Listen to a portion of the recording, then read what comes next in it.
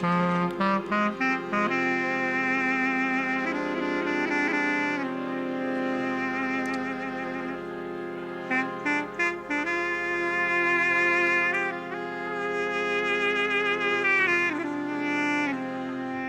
زما نه مې د پلار دغه خبره نه هېرېږي اوس هم چې دا تاسو ته په کیمره باندې ویلې وه خو موږ ته یې داسې به ویلې ما ټوله دنیا وخاندوله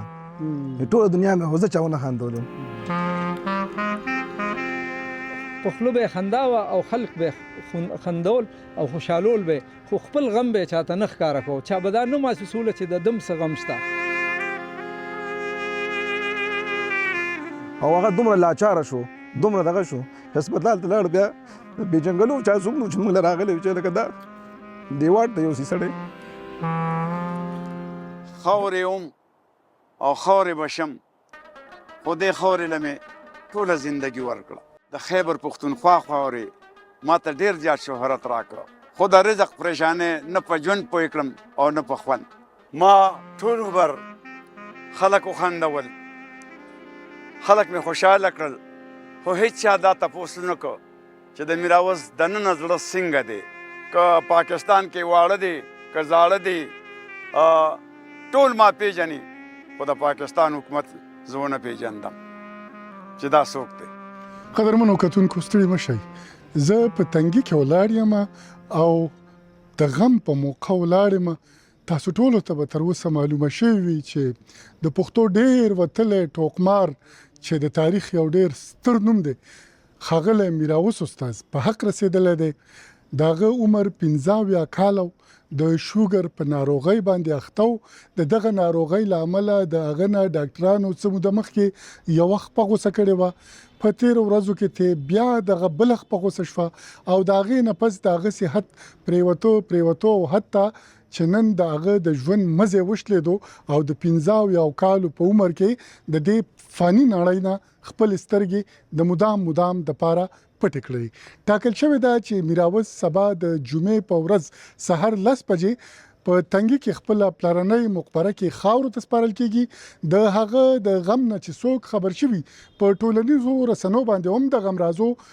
لړۍ روانه ده خو ولې ځینې خلک اوس دلته تنګي ته هم را روان دي فاتحې ته ناستې دي لا دغه ابتدایي مراسم دي سبا د ورځې به هغه خاورو ته سپارل کېږي کتونکو زه تاسو سره یوه خبره چې شریکه کړم ما په وروستي ځل د میراوس غږ چې هغه ډېر ناروغه شو زه رالم تنګي ته او ما د میراوس غږ چې کله راوچتولو نو هغه ما ډېر د بېوسۍ په حالت کې لیدلی و ما ته میراوس په کرسۍ کې راایستی شو هغه د ګرځېدو نه د هغه یو وخت په غوسه شوې وه میراوس هغه چې موږ مخکې هم ما لیدلی و موږ ته ټول عمر د خنداګانې راکړي نیمه پیړۍ په داسې حالاتو کې موږ میراوس خندولي چې دنیا پښتنو ته جړاګانې ورکولې پښتنو ته دماکې ویرونه غمونه دغه ورکول خو بل طرف ته دغه بېوسه لاچاره پښتون په یوازې سر لګیاو د به د خپلو لطیفو د خپلو مزاحیه شعرونو پیروډي خاکو سټیجونو د لارې هڅه کوله چې پښتانه وخندي هغې ته ژوند ورکړي هغې د ژوند په معنا باندې پوه کړي دنیا هر قوم مخکې سوچ کوي وروستو کار کوي واحد یو پښتون دی دی به مخکې کار کوي بیا وروستو سوچ کوي یو درې چته بلډینګ و لاندې پکې پنجابي و منځ کې بنګالي و په بره چتې پښتون و پنجابي چې د ګپ نه آواز کوي عجب خانه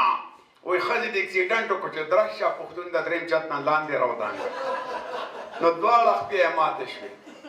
چې هسپتال ته یې یوړه اوښکې راغې نو کټ کې کېناسته یاره زما نوم خو عجب خان نو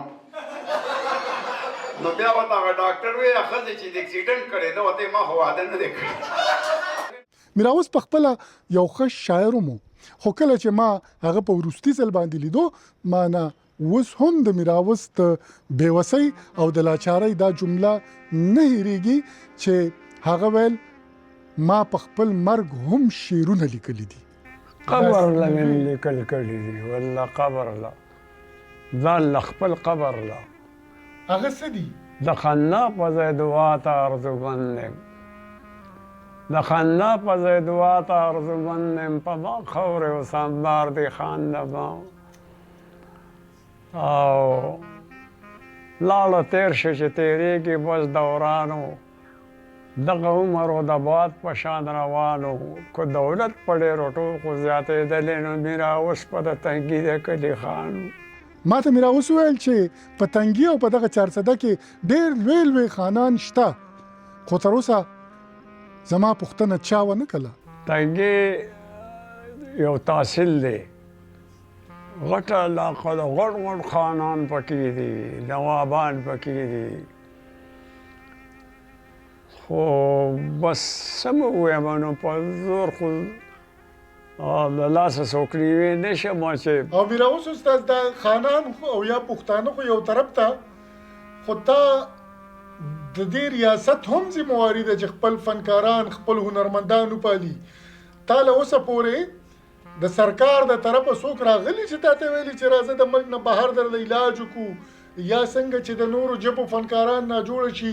د کروڑو او د 200 کروڑو روپو د مرستې چیکونه ورله راشي تا سره ستا حکومت څه وکړل؟ نه بیخي نه. ما ته میرا اوس دا هم ویل چې ته بار د بازار ته وځه او د دکاندارانو نه پوښتنه وکړه چې ستا په څونه قرضه ده او ستا په څونه قرضه ده. خو دغه د بازار دی زموږ نه مخکې دی روډ په غاړه دې نه تپوس وکوئ په ده باندې ستا څومره قرض دی ستا څومره قرض دی ستا څومره قرض دی. زه د هغه مخې ته ټیټې سترګې ناست یم ما هغه اورېدو. کله چې زما مرکه خوره شوه ځینې خلکو نیوکې وکړې 2-3 ملګرو چې په داسې وخت کې پکار دی چې تا میرا اوس ته ډاډ ورکړی وی تا میرا اوس نور هم جذباتي کړی. هو زه دا منم د یو پروفیشنل جرنالیست په توګه باندې کله هم ماته نه پکار چې ما په دغه موقع میرا اوس سره د غم خبرې کړې وې. ماته پکار و چې ما هغه ته ډاډ حوصله ورکړی. خو ولې مې داسې کول نن هغه سوال درته وایم ما ځکه داسې کړي چې پښتانه ټول عمر د غم په خبرو د غم په سازونو یا په خنداګانو په ټوکو مسخرو خلکو ته پیسې ورکوي په سنجیده خبرو باندې نه اوري نه ورته کینی نه ورته توجه کوي او نه ورته پیسې ورکوي. ځکه نن هم تاسو ته وایم دا زمونږ یو قامي بې حسي به ورته وایو ځکه دغه ټولنیزه رسنۍ ټیک ټاک باندې ګورم یو سړی پکې راښکاره شي هغه خلکو ته کنځلې کوي بد رد وایي بد اخلاقۍ په ټولنه کې خورئ هغه ته په لږ ساعت کې په کروڑونو روپو ګفټنګ خلک کوي ښځې را ښکاره شي جنکۍ را ښکاره شي بې حیایي خورئ په ټولنه کې هغې ته په هغې باندې د لکونو د کروڑونو روپو ګفټنګ کېږي د میاشتې. ولې بل طرف ته زما میرا اوس چې د ټول عمر نیمه پیړۍ 50 کاله د زما نیکه زما پلار زما مور زما خور زما رور زما بچه مونږ ټول خندولي یو مونږ ټول به د کیسټو ته په شریکه ناستو مونږ به دونه وخندل چې زمونږ د سترګو نه به په خندا کې اوښ کتلې. خو کله چې میراوس د ژوند په وروستي پړاو شو نو مونږ میراوس هیر کو او هغه رانه ډېر په لاچارۍ ډېر په بېوسۍ کې خپل سترګې پټې کړې. موږ سره د میراوس زوی دلته دی عدنان هغه سره به خبرې کوو او داغه نه معلومو چې داغه د ژوند وروستۍ ورځې څنګه تېرې شوې. عدنان ډېر لوی غم دی اول خو نه یوازې زه بلکې ټول پښتانه تاسو سره په دغه صدمه کې په دې غم کې شریک دي. تاسو به حوصلې لوړ ساتئ تاسو د ډېر عظیم پلار اولاد یې د پلار په توګه د میراوس څنګه حس کول او تاسو یې واړه رالوي کوي هغه خو ټول عمر جړل خو تاسو سبقونه تاسو پرورش دای څنګه کړو؟ یاره هغه زمونږ ډېر ښه پرورش کړی او والله چې تر نن ساعته پورې چې کوم دی هغه موږ د یو څیز محتاجه کړو نو تر اخر ساعته په بیمارۍ په حالاتو کې چې کوم دی هغه موږ یو څیز ته محتاجه کړی نو اخر حده پورې چې کوم دی هغه موږ له خپل کوشش وکړو. خو بس زما نه مې پلار دغه خبره نه هېرېږي اوس هم چې دا تاسو ته په کیمره باندې ویلې وه خو موږ ته یې داسې به ویلې ما ټوله دنیا وخاندوله ټوله دنیا مې خو زه چا ونه خاندولم. د ژوند وروستۍ ورځې د میراوس استاد څنګه تېرې شوې؟ نو بس اخري ژوندې اخري ورځې چې کوم دی ډېرې زیاتې سختې تېرې شوې. دا چې موږ پرون کله هسپتال ته بوتو نو ډېر زیات سیریس و. اول خو چې کوم دی په ایمرجنسي کې دغه شانې موږ ولاړو خو خلکو ته پته وه چې دا دغه د میراوس فنکار دی خو خدای شته کو موږ له پرون څوک راغلی اخر کې په ژړا شوم ورته خلکو ته چې ما ورته موږ له یا واډ راکړې بیا یا دغه وکړې نو دومره لوی شخصیت چې بیا اخره کې بس یو دوه کسان راغځې چې کوم دی زمونږ د کلي و چې هغوی ته پته ولګېده نو بیا موږ له په څو شپارسو په دغه باندې چې کوم موږ له کمره راکړه چې موږ ورته دا سړی کریټیکل دی دغه دی خراب دی نو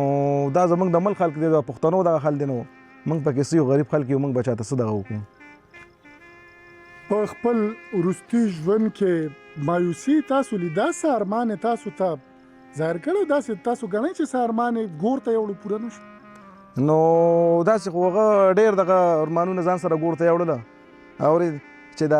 اختر په سحر باندې چې کوم دی د سره ما ګپ لګاو نو ما ورته ویې مې عمرې له به ځو ما ورته ویې مې عمرې له به ځو نو ده ماته ویې چې صحیح ده که نو عمرې له به ځو سعودي ته ستا سعودي تلو پورې به زه راپاڅېدلی یم ماته ویې او ما ورته عمرې له به ځو نو ما ورته ویې مې ښځه بیا به دغه ځای نه دواړه امریکې ته لاړ شو وایي نه امریکې ته نه ځو وایي دواړه کینیډا ته ځو هلته وایي ډېر ښه پښتانه دي ماته وایي نو خاندلې ګپې لګاو دغه شان دی نو داسې ډېر ارمانونه یې په اړه باندې یوړل د پښتنو نه ډېره غټه ګیله وه او اصل کې د حکومت نه ډېره غټه ګیله وه خو دا داسې فنکار یا داسې دغه چې ته په امریکا کې پیدا وي یا په بل ملک کې پیدا وي هغوی به چې کوم دی په لاسو کې ګرځو او هغه دومره لاچاره شو دومره دغه شو چې هسپتال ته لاړ بیا بې جنګلو چا څوک نو چې موږ له راغلی چې لکه دا دیوار ته یو سي سړی دته پاکستان څه صدارتي ایوارډ تمغه امتیاز سیول اعزاز ورته ورکړو نه جی هغه ایوارډ یې منظور شوی نوم یې راغلی و او د هغې هېڅ پته ونه لګېده چې په کومه لاړ او په کومه راغی او د دې تاریخ له کېږي او دی په اړه ډېر غټ ارمان یې وړو وایي دا صدارتي ایوارډ به زه په خپل لاس باندې اخلم خو بس نصیب یې نه و خو هغه د ولس د مینې ایوارډ واخیستلو هغه بس لوی ایوارډ واخیستلو د پښتنو زړونه یې ګټلي وو د پښتنو زړونه یې ګټلي وو دنیا به روانه وي او دا امید دی چې پښتانه به تاسو یوازې نه پرېږدي انشاءالله تاسو به پالي د میراوس یادونه به پالي او د هغه یاد د تل زموږ او ستاسو په زړونو کې ژوندی وي مننه دا د میراوس استاد غبرګون ورور دوخان دی چې خپل نوم دولت خان دی او دواړه هم شکل هم دي ما چې وروستی مرکه کله د میراوس سره کوله نو دوخان هم په دغه موقع موجود د دوی تاثرات اخلو څنګه د ګڼلو د ورور په توګه د میراوس مینه سوا د یو ملګري په توګه ما سره څه چې زمانه د عوامو سره زیاته مینه کړې ده موږ د ټولو عوامو نه ښه خوشحال یو او موږ چېرې څوک جړولي نه دي خندولي هم دي موږ وایو چې دا پښتانه خوشحال دي دغې وجې نه موږ د بعضې خلک زموږ په دې خبرو باندې داسې اعتراض غوندې کوي موږ جوړه وینا کوو د میراوس استاد اخري د ژوند شپې ورځې څنګه تېرې شوې یاره دا بس دا کال تقریبا 2 کاله د برابر شو بس د دې کټ نه دغه نه شو او بس دغه دوايانې دي او تاسو په خپله هم راغلي یې څو پیرې نو هر څه نږدې دي درته دلته کې تا ته خبرې هم درسره کړي دي اوس دې هفته نیمه کې بیخي د خبرو نه بس ختم شو تاسو راته خپل نوم ووایئ چې او د میراوس سره مو څه رشته وه دې زما نوم معزوله دی د تنګي اوسېدونکی ما او مونږ اوس په یو کندي کې وو پیدا شوي هم تقریبا په یو کندي کې او د ماشوموالي نه چې دی نو دی مونږ پیژنو په هغه وخت کې چې نه میډیا وه نه ټلویزیونونه وه او ده به چې دی نو په حجرو کې او په دغه کې د خلکو د خوشحالولو دپاره چې دی پروګرامونه کول په ودونو خادو کې به خلکو ته بوته به لرې لرې پورې بوته دا هغه وخت نه چې دی نو مونږ چې په سکول کې په پرایمري سکول کې ماشومان وو د هغې وخت نه چې دی نو دی تاسو ملګرتیا وه د وړوکوالي بالکل ملګرتیا وه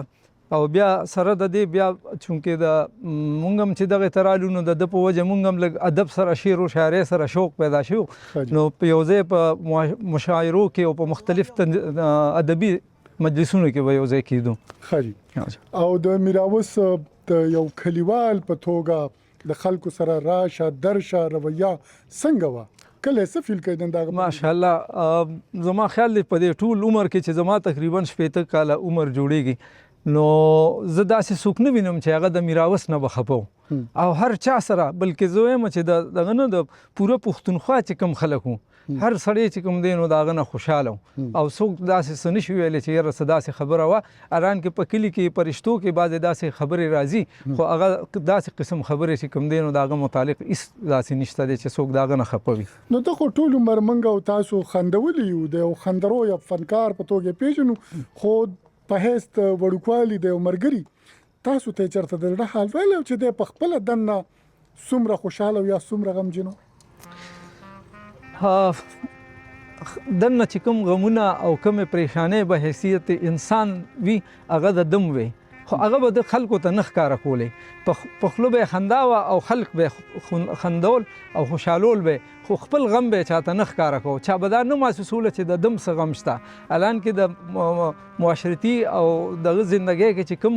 عام انسان ته یو پریشانۍ او مصیبتونه او تکلیفونه راځي هغه ده ته مو خو د هغې اظهار به نه کوو داسې عام طور باندې البته په آخري ژوند کې چې د پښتو ژبې څونه خدمت وکړو په ټوله دنیا کې یعنی په یورپ کې په کینیډا کې په برطانیه کې او په مشرق وسطا په ټولو ملکونو کې او مغه خبره چې میډیا نه وه او خلکو به هلته بوته دی به ته په هغه ملکونو کې او پښتانه به دته راغونډېدل او هلته به د سټیج پروګرامونه کوله او هغه مسافر به چې کوم دی نو هلته کې خوشحالول